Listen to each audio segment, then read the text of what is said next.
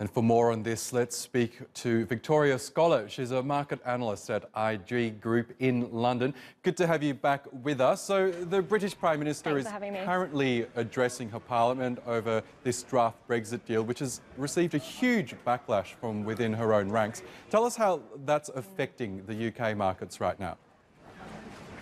Well, as you can see, the pound is trading sharply lower against both the euro and the US dollar. It marks a massive change from where we were at on Tuesday and Wednesday when the pound was trading a bit higher. All we know for sure is that volatility is back. We've been in a period of range trading for the pound since August, and now wild swings have returned. It's interesting to see as well that the FTSE 100 is now actually trading in negative territory on the day. It was higher before because of that inverse correlation between the pound and UK stocks, and that's because 40% of revenue on the FTSE is actually denominated in dollars. Those large caps, those international companies, the likes of Coca-Cola and Diageo, who actually benefit from a stronger dollar and a weaker pound.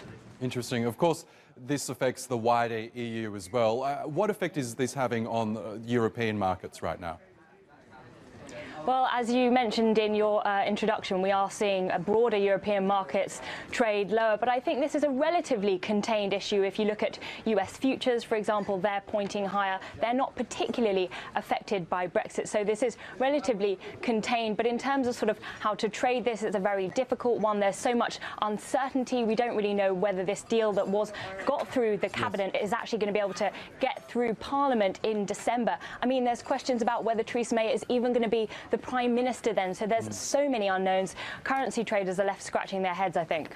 Okay, Victoria Scholar, interesting times for the UK. Thank you for that update. Now to others.